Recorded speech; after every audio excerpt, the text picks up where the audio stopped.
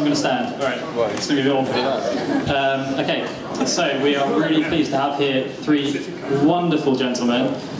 On our right here, we have King Regis himself, John Campling.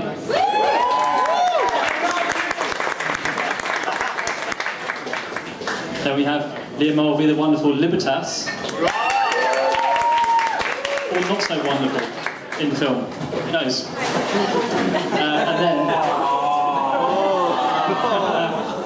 And then we have Will Bowden, who is the mocap artist for Pelner, and about 60 other characters. Yeah, right? About that, yeah.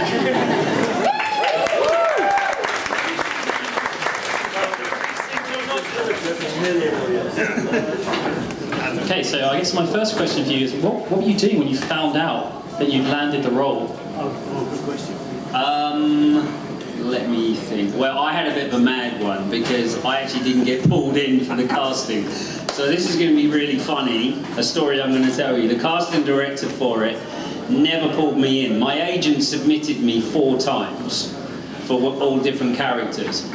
And the hilarious thing was, the first day, the meet and greet, when we were all at Audio Motion filming, the casting director called my agent and said, I'd really like to see Will for one of the roles, maybe Pelner or one of the other Warriors or something like that, one of the other Glaive. My agent went, that's really funny because he's actually on set right now doing the project. So it's just one of those things. And then because I've done a lot of motion capture, they were like, you know, we met Larry and that first day I met John and Liam, and you know, it was just, for me, it was fantastic. I mean, they had a different experience. I was brought in because of my motion capture experience. I've done a lot of video games and a lot of characters in motion capture. So I didn't know what the project was, though. I was still like, oh, Project Onyx, great. Project Onyx. What is this thing?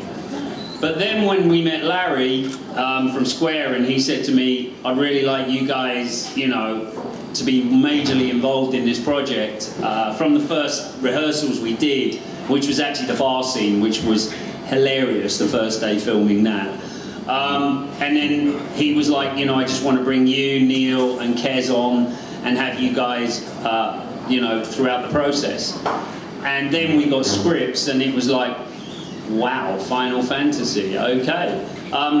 And my niece is a major anime, learning Japanese, does her own animation, and one day she saw a script on the side and she went, why does that say Kingsglaive on it? And I went, oh, nothing, it's just something I'm working on. And so, you know, I was just thrilled to be in it, and the first day of filming was fantastic. I got to work with Liam and you know, other actors as well on it, and just the meet and greet, the whole camaraderie.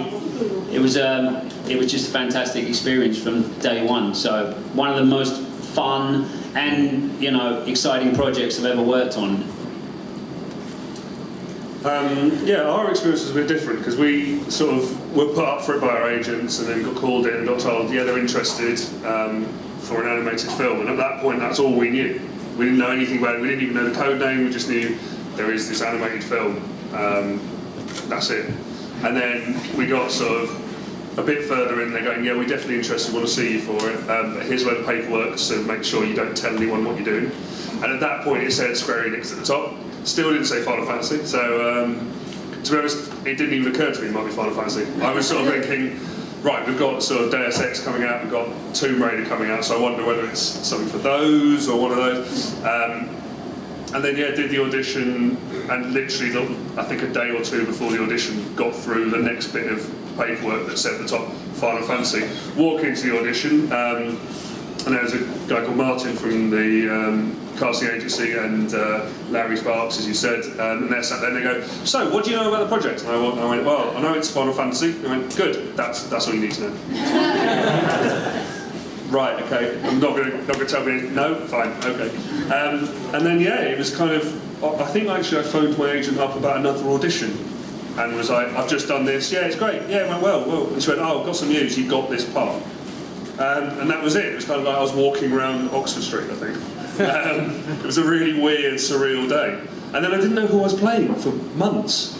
That was everything. I didn't know who I'd gone up for. I didn't know anything about it. So I think I did a couple of us did a sort of test day shoot, and we turned up and they went, so look, here's the script, you've got a couple of pages, and these might not be the characters you're playing. So I actually played Regis, which is great. And I was like, to be honest, I don't know who I'm playing anyway, so it doesn't matter to me. But yeah, it was great. It was really exciting. The test shoot was really exciting. And I got completely outed as a Final Fantasy fan as well by the translator. I said to her at lunchtime, I was like, yeah, I'm a bit of a fan, I love this stuff, so this is amazing. And the first thing she did after lunch was she went back onto Skype to the Tokyo lot and said, yeah, he's a massive fan. I stood there going, oh, you... And they all just burst out laughing. And I was going, thanks for that.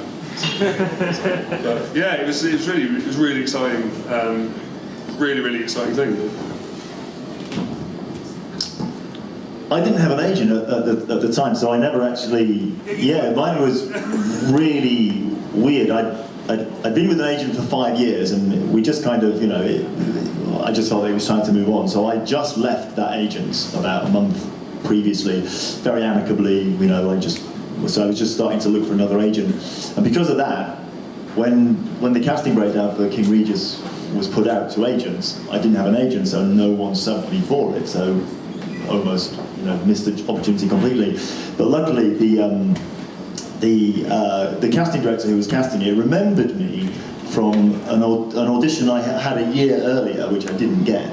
And she was thinking, well, that actor I saw a year ago with the long hair and the beard, he'd be perfect for this.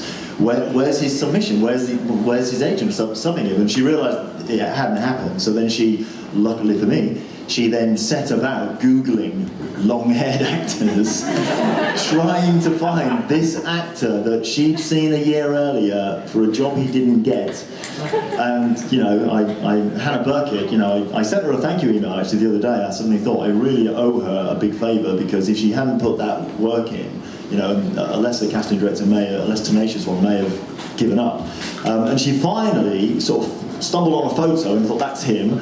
Tracked down my previous agent, who I'm not with anymore, rang him, and he persuaded him to give my mobile number. So suddenly I just get a phone call out of the blue on my mobile, answer it, and she says, oh, hi, it's Hannah Burkitt, casting director. Why haven't you submitted yourself for this role? And I don't know anything about it. And she got me to submit. So very, lucky of all the times not to have an agent, the time when the role of your life comes up. So I'm very grateful that Hannah did the work. And then I remember being put on a pencil for a month. A pencil is when you're possibly being considered for the role along with some other actors. And I was on it for a month over Christmas. So I spent the whole of Christmas on a pencil. And again, didn't know it was Final Fantasy. It was still Square Enix, Project Onyx. So it was quite a palaver actually, to be honest, from start to finish. So yeah, sometime in the January, I think, when I finally got because I was taken off the pencil actually, and then I was put back on the pencil, which was strange.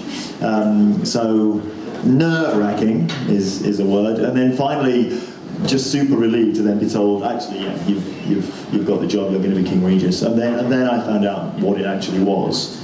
And yeah, like everyone else, was completely blown away by the fact that I was suddenly involved in something with such a legacy, such a fan base. Obviously, I got a little bit of experience of that with Harry Potter, so which I was glad, because I think otherwise it would have slightly overwhelmed me a little bit. So yeah, the whole thing was, and still is, awe-inspiring and stunning. Yeah. Thank you, William and John. Now, this will be the last question from us, and then we'll be opening up to the audience, and we'll be picking 3 questions from the audience.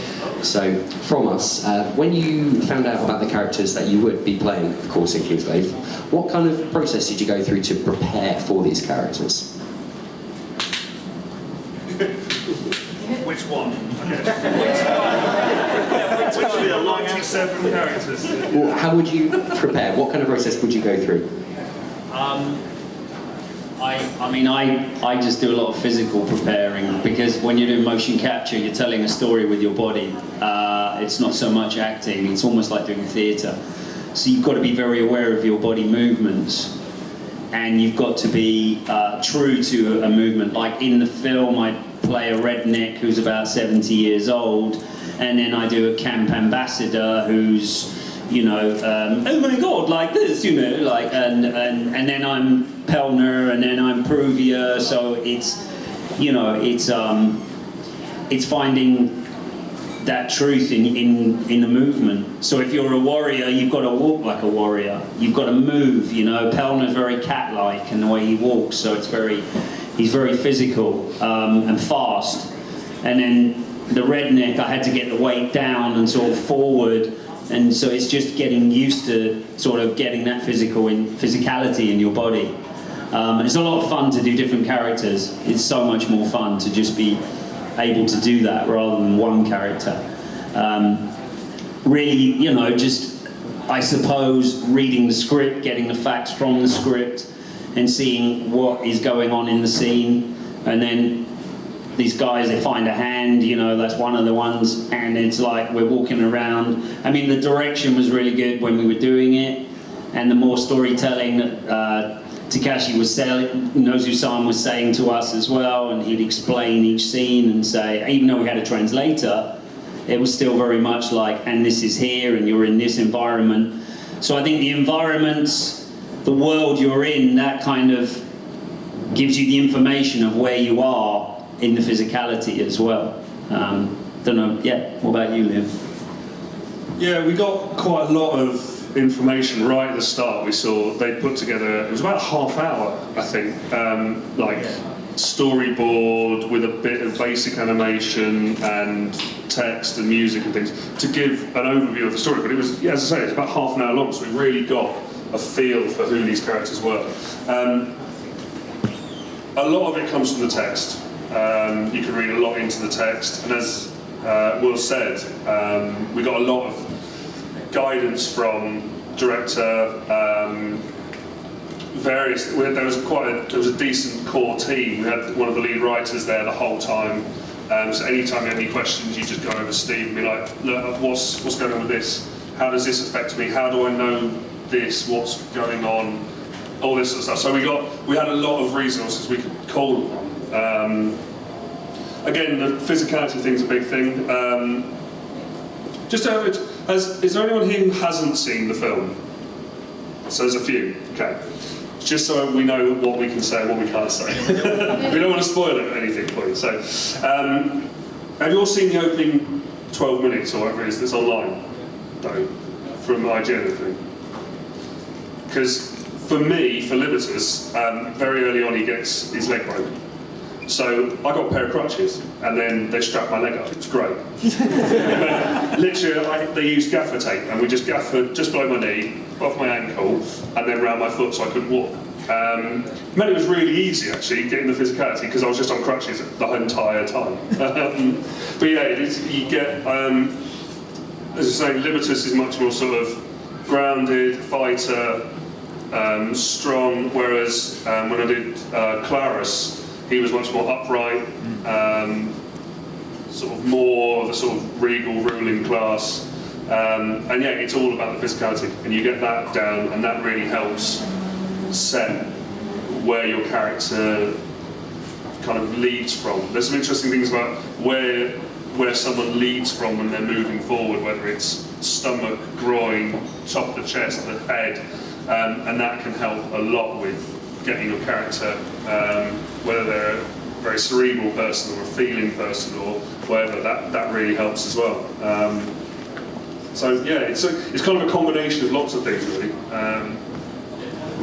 You can probably guess what I'm going to say. It was all about the physicality, but it's so true. Especially as first time I've done any motion capture, and once you realise that it's more akin to theatre. At that point, or the camera angles and the shot is going to be extrapolated and worked out later. But unlike a normal film shoot where that's being done in front of you, the camera is there or there. You're doing reverse shots with motion capture. It's not. So it's much more like a theatre space. And so for King Regis, obviously, it was about his stillness and his embodying a confident persona. although underneath obviously he's got his worries, but as a king, projecting that there's nothing wrong. So for me, it was about getting that stillness as still as possible, as minimum effort with everything. But there was only so much you could prepare. I mean, the question was, how did you prepare? It was hard to prepare, and it often is as an actor. Often you are making some broad decisions beforehand that may or may not prove to be useful when you actually get on set. So you can't commit too much to anything, because you won't find out the actual precise information until you're actually filming it or rehearsing it. But luckily there was a great team, and they were always happy. There'd always be another take if it was needed, with a nuanced change to the performance, and for me, obviously with Sean Bean doing the voice of Regis, but for me, I'd get notes on the delivery, and we'd redo it and change the vocal delivery, which would change the physicality as well. I mean, the real highlight for me was being asked to do some of Arden's motion capture as well, because he's physically so different to King Regis, and that was. He's very flamboyant, and I think I had like 2 days to prepare to get into the mindset of a character that's much more, eye-rolling and physically. So it's interesting to do those two characters, a very still one and a very flamboyant one. But yeah, we just relied on the team that we had around us, which is what you always hope for in a big production. You hope that whenever I see a big name actor doing an amazing performance in something, I'm always thinking I'm sure they had every resource. They were able to lean on their team, and that's basically what we did.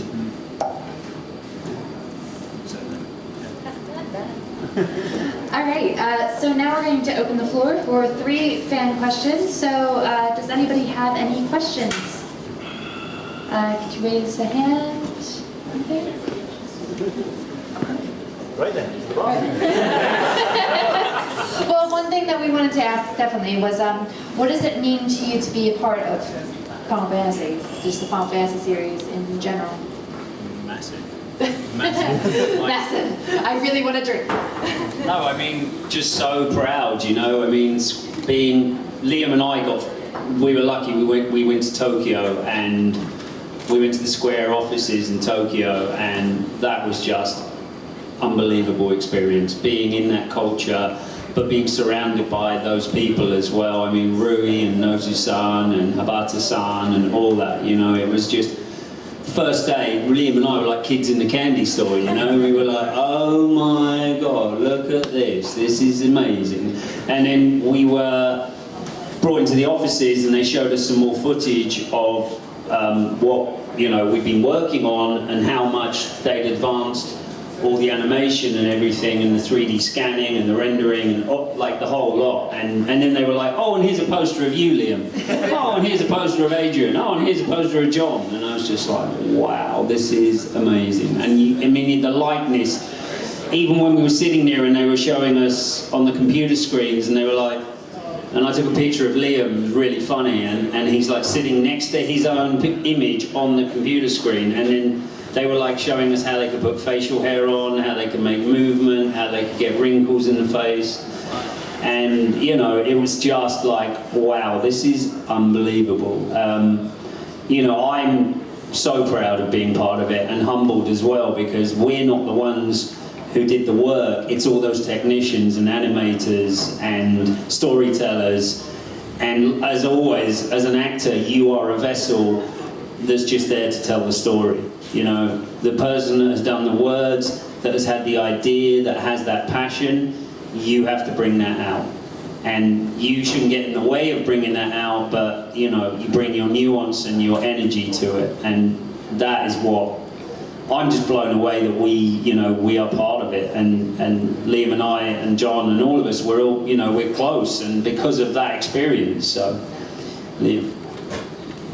Yeah, it is a big thing. I'm quite a big gamer. I'm really into video games. I play huge amounts. And Final Fantasy VII was my first Final Fantasy as a kid. So kind of suddenly I'm getting cast in this franchise that I've been kind of following since I was like 10. And suddenly I'm getting told, yeah, you're going to play a main character in this series. was absolutely incredible, just utterly mind-blowing. And as Will says, we're just so proud of what's come out of this. It's an absolutely stunning piece. It's utterly beautiful, and it's far beyond any sort of animation that has come out any time before. It's an incredible piece, and I'm just really, really proud and honoured to be a part of it. And as Will was saying about going to Tokyo and getting to see them actually making the film and the game, we got to see them actually developing the game, and it's just the amount. The development floor is just this office that is just. It's probably 4 times the length of this room, and there are just computers after computers after computers, and all these guys and girls just working on the graphics and the AI and everything else. And it's amazing bit. And even things like when we were down in the mocap studio, we're waiting in the green room, and they've got like a sort of this is the stuff. We've got a ton of videos going on, and we're going, yeah, I played that. I've watched that, I played that, yeah. It's just mind-blowing, it's absolutely incredible. And they're lovely as well. This is the other thing. Square Enix are amazing. They're a really, really lovely company to work for. They're really welcoming, and they refer to the Square Enix family as well. So once you're in kind of thing. It's really nice. It's a lovely, lovely project to work on. Everyone was amazing. What they said, basically. It messes with your mind in a way, because it, just even more so for you, because obviously as a gamer as well, you knew that world, and suddenly you're in that world, and that's a weird sensation, something that you're used to seeing and experiencing externally, and then suddenly being a part of it. It takes a while for the brain to kind of merge the two, accept the two worlds that are merged, and it's obviously, to a certain degree, it's career changing. We don't know how much yet. Ask us in 20 years and we'll know. But it nudges you onto a new path, which then changes your life as well. So it's life and career changing, which gives you pause for some late night deep thinking about what it all means. And it is that sense of pride as well, to think that you are now forevermore part of a worldwide phenomenon. Is easy to say those words, but you can't actually comprehend them in the time it takes to say them. It doesn't sink in. So yeah, just and I think as well, being connected with something that has a really strong fan base, a fan base of loyal people who love the project with a passion, gives you a sense of responsibility that you kind of, is quite scary and daunting at first, and even now. So yeah, still adapting. So be gentle. Yeah, that is one thing I do want to say. I think we've all said it at different times to different people and on Twitter and things, but it's you guys that make this job worthwhile. It's the fans that make kind of our whole purpose of doing this is you guys, and the amount of sort of the responses and the feedback from people, and people just going, yeah, the film is great. It's amazing to get that response, and just to know that we're kind of I guess that we've kind of kept true to the franchise, and that you guys like it. And as I said, you guys are the important ones, really. You are the ones that you matter. But yeah, you are the guy. You're the guys that matter. You're the ones who make this job worthwhile. Otherwise, it's just a bunch of lads dressing up in weird wetsuits with bobbles on, prancing around a grey space. Without you lot. With really big swords. With really big. Those swords are ridiculous. Yeah, they were. Some of those swords. So the swords you see, they actually built wooden replicas of those swords. So the swords you see in the film, so some of them are like holding a scaffold board, basically. Like this one, and they've got these sort of tiny little handles, and they're going, I can hold it, but I can't do anything with it. What do you want me to? No. So there was one particular one where the guy who plays Glauca has obviously that massive sword, and it was actually, that was the test shoot that we did. It was that scene, was the Glauca scene. And he comes in with this enormous sword, and they're like, right, we want you to do this salute. And he went, no. And the guy's huge, he's 6'5", like, because it was Adrian who did all the mocap for Glauca, and he's 6'5", but you've probably seen pictures of him. He's enormous, he's like my width and then half again, and he was literally holding this thing going, I can't do anything with it. So they had to actually take it away and replace it with a long plastic pipe. And it was like, now I can swing it around, but this thing is just weighed a ton. It was ridiculous. But yeah, you guys are the ones, you're the ones who really make this whole thing worthwhile. But Really quickly, I was just going to add just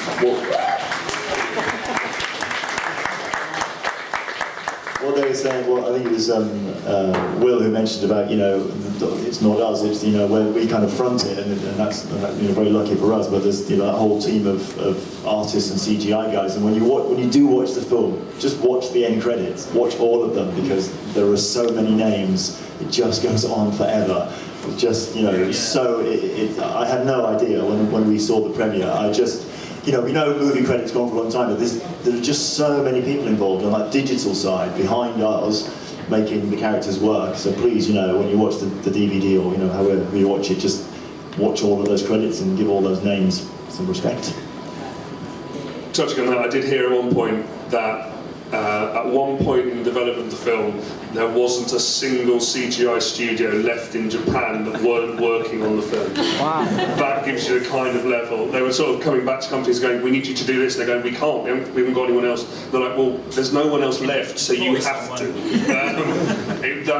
The amount of people who work on this is just vast. It's absolutely insane. Just the names just keep going. The credits are about 10 minutes long, Yeah, seriously. and they just keep going and going and going. And it's just the amount of work that went into it is unbelievable. CGI teams.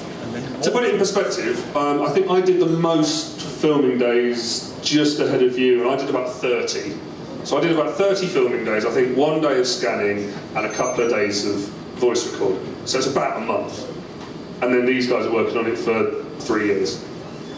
And yet we're the ones who get the recognition from it. But yeah, the work they did is incredible. Even things like, so there's, I did actually get to meet a couple of the guys, a couple of CGI guys, and one of them was saying about, there's a bit with a load of flies fly off an object.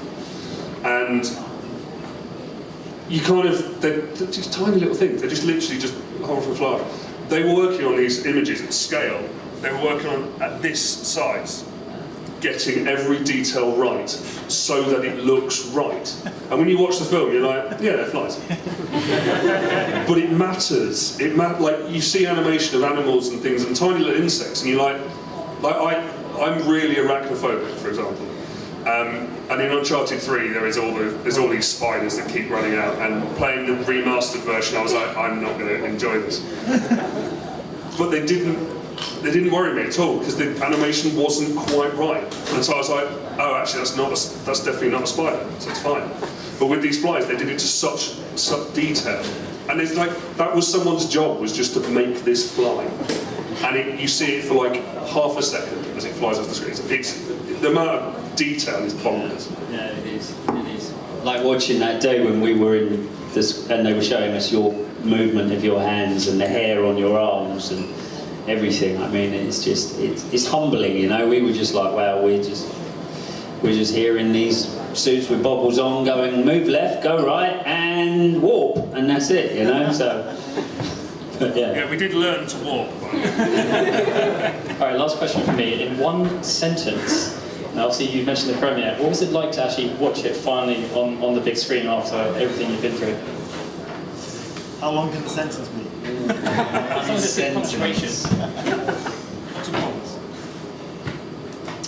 One sentence. Wow, that's hard. Humbling beyond belief and awe-inspiring and proud. Yeah.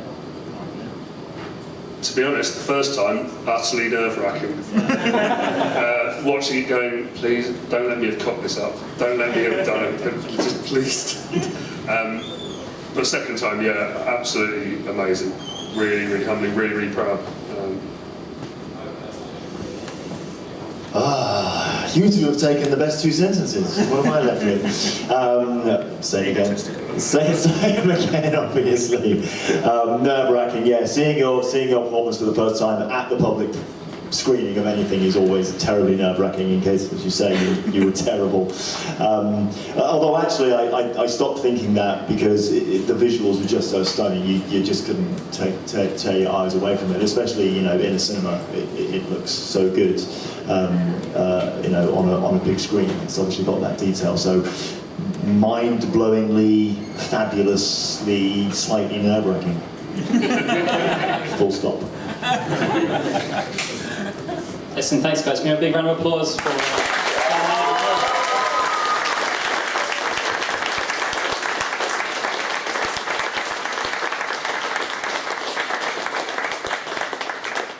So at this point in the show that things get rather interesting because everything's pretty much going to open up now. So we've got the signing with these guys taking place pretty much now. So if you guys would mind heading upstairs.